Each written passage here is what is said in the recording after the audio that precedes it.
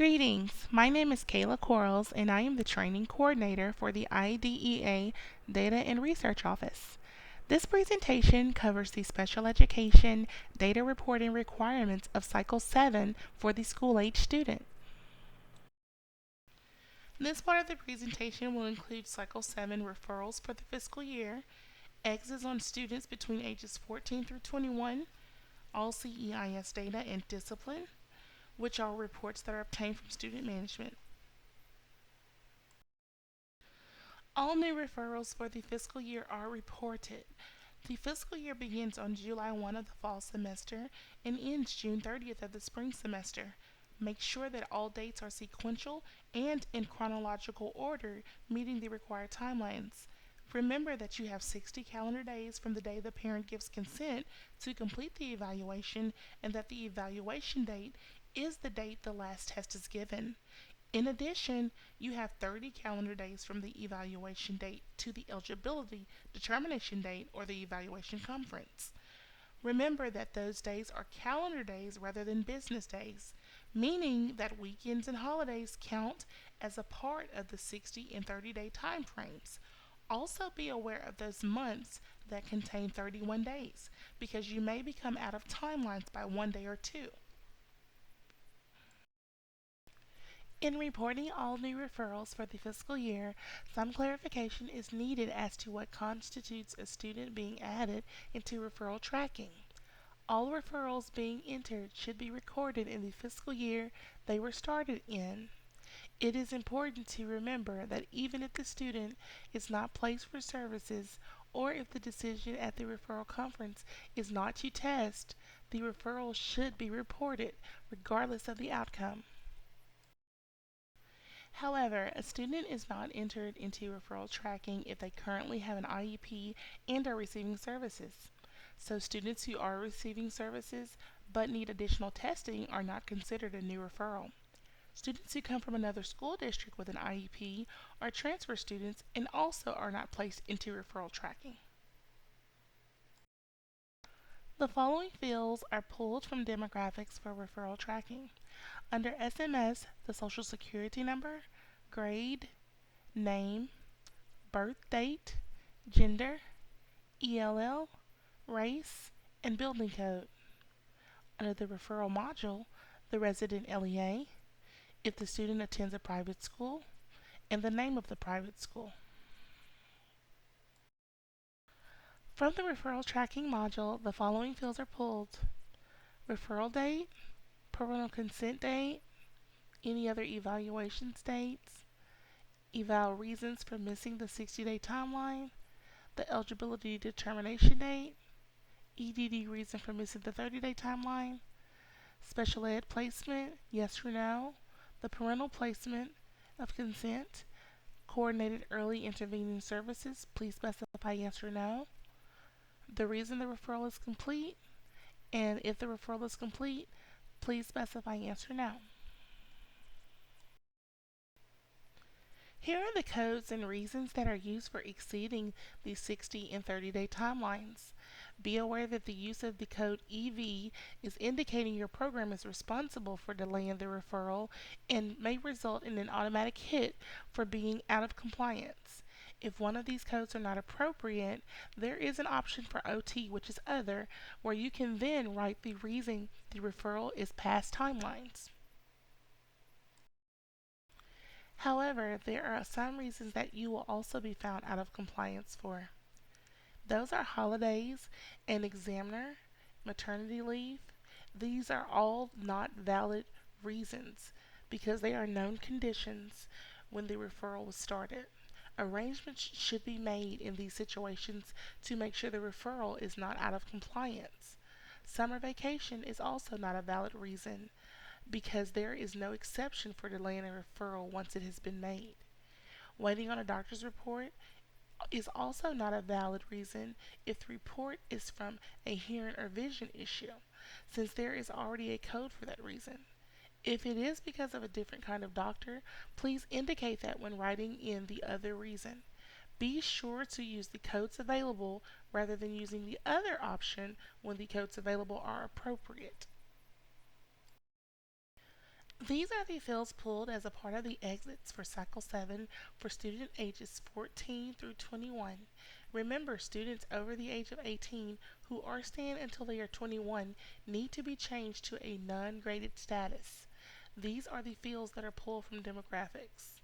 And these also are the following fields that are pulled from the school age module: the student's name, social, unique identifier, birth date, building, gender, race, federal race code, grade level, ELL, charter school, primary disability, educational placement, exit date, reason for exit date, educational placement of the previous year. Demographic fields pulled for CEIS include under SMS, Social Security number, grade, name, birth date, gender, ELL, and under the CEIS module, resident LEA, start date, end date, entry reason, and withdrawal reason, services that are being provided, as well as the services begin and end dates. Also, please be aware of the order in which you need to exit students. Please put the withdrawal dates into the service type screen first, then put in a withdrawal date and code in the general information screen. Additionally, there is no warning if you enter withdrawal information without withdrawing students from the service types, which can result in multiple errors. So please be sure to complete both screens in order to avoid those errors. Discipline information comes from student management as it is a part of the discipline recorded on all students.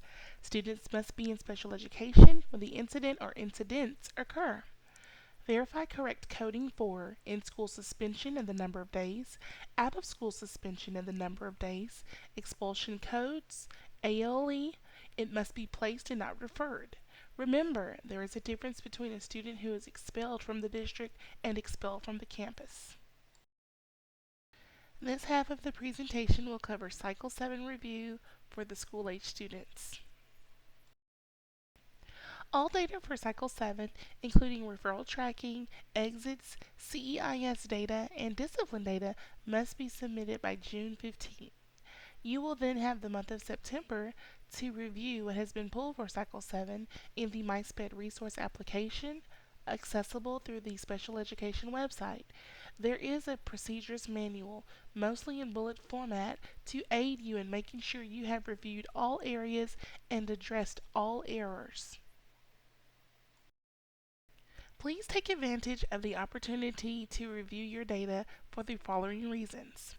You want to make sure that everything you have submitted has been submitted and pulled correctly.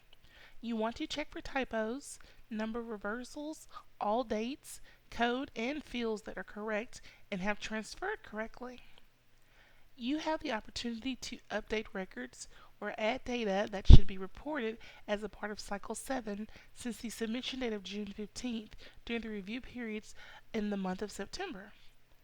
Please remember, these are multiple computer programs and applications. For this reason alone, you should check to make sure that no issues have occurred with data submission.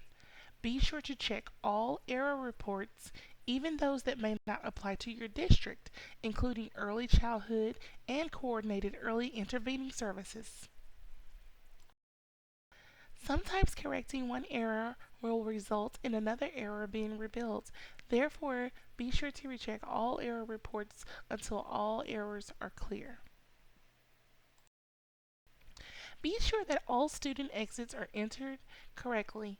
All 12th graders must be accounted for in some way, either by entering them that they graduated, which should match what is entered in demographics, or by having them marked as non-graded in the grade field in demographics. Verify students coded as dropouts and review the error reports and other reports available to you in MySped. And again, the error reports in MySped application do not address every field of data that needs to be accurate, but only the fields needed at this time for federal reporting. Districts should only report CEIS data if 6B funding has been set aside, up to 15% for CEIS. Be sure screens have been completed in that proper order. The general information screen, including the entry withdrawal screen, prior to entering information on the service types screen. Be sure that the service types have been entered with entry dates. If exiting students from CEIS, be sure that exit dates are put into the service type screen prior to withdrawing the student from the general information screen. Be sure to also check the error reports for CEIS data, but do not rely solely on those reports, for all of your CES data is accurate. You should check CEIS error reports as well as all other error reports, and if there are students present that should not be there, they should be removed. Remember that the discipline data comes from student management and is the same data for all students. Make sure that the correct action codes are present and that suspensions contain the correct number of days. Students indicated as being an ALE placement must be actually placed and not just referred by ALE placement.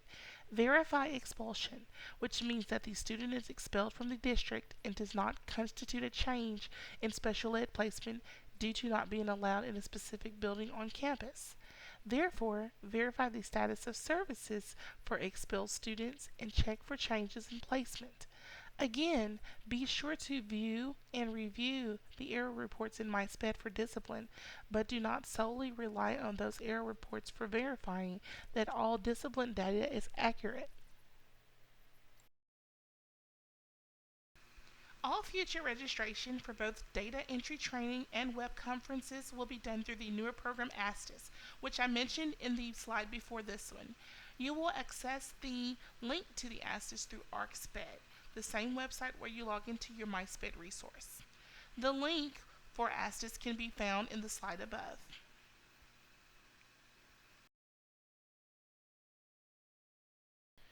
Once you click on the MySped link at the top of either the special education website or the data and research website, enter the username and password as you see it on the screen and click on Sign On.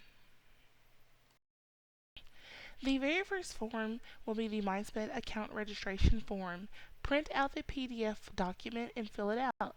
Be sure to get your LEA supervisor's signature, then fax it to the number on the form, and usually within 24 hours you will be notified that the user ID and password you submitted has been made active. How to access your MySped resource. The Cycle 7 data is accessed under the Student tab in the menu across the top. From here, there are several ways you can review and then edit your data in MySped. Remember that except for the referral tracking, you will always make your corrections in both MySped and then in eSchool.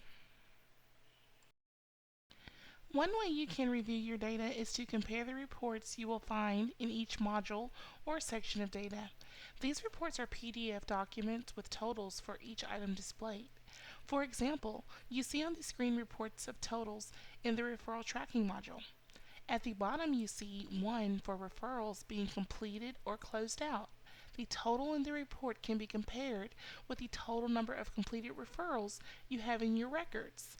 While the report won't tell you which referrals remain open or referrals that are missing, it does at least give you a starting point for finding those records. Make a note that corrections are made for each section or module by hovering over the area in the Cycle 7 menu and then sliding over to click on where it says Entry and then the name, module, or section you wish to see. This will bring you to a new home page for the module or section of data, listing all the individual student records for that section or module. From there, you can click on the notebook icon by the student's name, and that will bring up all the fields collected for state and federal reporting for that section or module. When making corrections inside a student's record, be sure to pay attention to messages in red at the top of the screen. The changes or additions have only been saved when you read the message Success. Data is saved. You can click on the red X by a student's name to eliminate the student's record from your cycle reporting. While you may do this to update your cycle data, you will rarely move a record from eSchool. Rather, students are withdrawn and employees are made inactive rather than deleting records. You can also use the blue underlined hyperlinks on the module or section home page to organize your cycle data for better viewing. There are also drop down menus which are different in each module or section that allow you to view a small grouping of students. This can make it easier to spot errors or to find information you may be looking for. Perhaps the most useful way of reviewing MySped data is through error reports. Be aware that the error reports may be displayed differently depending on the specific data or issues for the cycle, but Cycle 7 errors are always located at the bottom of the student menu. If there is no student information beginning with the first blank field, then your data displays no errors for that particular module or section. Remember that error reports don't catch everything. For example, all the students you have submitted may have all of their data correct, but error reports will not pick up a student you need to add as a part of your reporting. So please make use of every way possible to check and go over your data.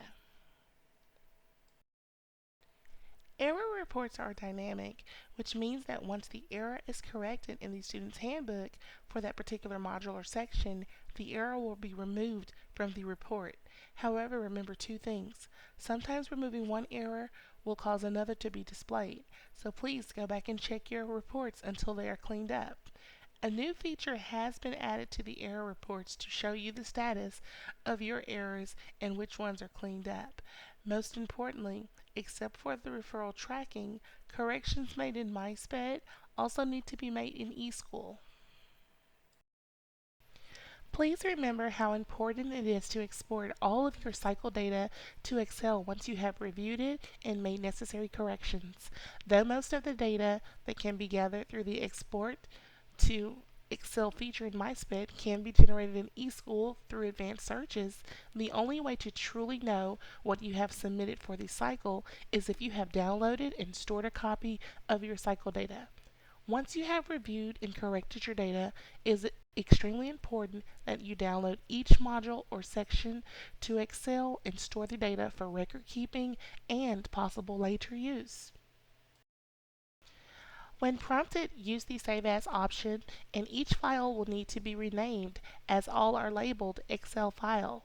It works best if you are downloading the document using Explorer 9. Otherwise, open the Excel application first and then open the document.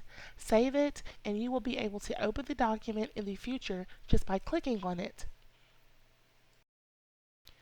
The next set of slides gives you a way to sort the information downloaded from MySped in order to look for errors or to find information, using the following steps to sort the information into smaller subsets with specific targets for review or to place your data into a particular order. 1. Between the letter A and the number 1 as displayed in the image to the left, the entire document should be highlighted in blue. Now that you have chosen the filter icon, take your cursor and select the downward arrows in the area you are selecting. Remember that the entire document should still be highlighted blue. If it isn't, click on the box in the left-hand corner of the document between the letter A and the number 1 so that the document is highlighted blue. This makes sure that all of each student's information remains together as you search through different columns for specific information. Select the column that has the data you wish to review. For example, in a referral tracking report, you might wish to pull up just the referrals that are still open, which would be marked with an N in the column. Since every record in the column is already selected, you need to first click on the Select All box. This will unselect every record. Then click on the box that has the item you wish to search for. In the example you see, the other reason for being out of timeliness is selected so that when the OK button is clicked, only those records that contain other reasons for exceeding the 60-day timeline will be displayed. To go back to the complete list of students, click the back arrow in Excel. In the referral tracking document, Excel can also be used to calculate the number of days that have occurred in your 60 and 30-day timeline. To do so, first choose the column header next to the column containing the evaluation date, then right-click and choose Insert to put in an extra column. These steps from this slide are on repeat to calculate the time between the evaluation date and the EDD date, in which case a new column is placed next to the EDD date column, as you can see in the image to the right of the screen. Click in the first box in the column, then click on the Day and Time tab at the top of the formula and choose the Days 360 option. A box will appear requesting a start and end date for calculation. Simply click in the Start Date field, then click on the Start Date. The column and row will be placed in the Start Date field. Next, click in the End Date field and then click on the End Date. The column and row for the end date will be placed in the End Date field. Press Return and Excel will calculate the number of days between the start and end date. Because you have clicked on Days 360, Excel will place the calculation in an odd-looking date. To change the date to a number, right-click in the field. When the box appears, choose Format Cell. In the next screen, choose the General tab and then choose the Number option. Now you can carefully grab the corner on the right and drag it down to the entire column of numbers. This will apply the same formula to all the fields within the column. All future registration for both data entry training and web conferences will be done through the program ASTIS. You will access the link for ASTIS through ArcSped, the same website where you log into MySped. The link can be found in the slide above. The slide above shows you the home page of ASTIS. When registering for training for the first time, you must set up an account in ASTIS. Directions on how to make an account and register for events will be included in the ASTIS website. Be sure to use your personal information when setting up this account. The link to ASTIS can be found in the slide above. Here are some common errors and other things you need to be aware of as you enter your data and review your data for submission. Be aware that when the pool is made for submission, if there are errors in your data, you will be required to correct those errors before the pool can be submitted. If your cycle submission person makes you aware of your errors, then you must correct them prior to submitting. Be sure to inform the cycle submission person that the pool must be rebuilt prior to submission. Be sure to check all Social Security numbers and match them against the Social Security cards to avoid errors. If you have students who did not return for the fiscal year, the withdrawal date needs to be the last day of school term, rather than having an exit date during the school term. Remember, those areas that are commonly contain errors such as birth dates, socials, and referrals, they need to be closed out and have a reason for referrals being completed. If you do not have an SLP, an OT, or a PT who are district employees, then you should have a contract one with the district defined information completed with an FTE of 1 to show that you have such individuals contracted, should the district need their services. Also, be sure that you are using the appropriate exit codes, as all exit codes present in each withdrawal drop-down menu.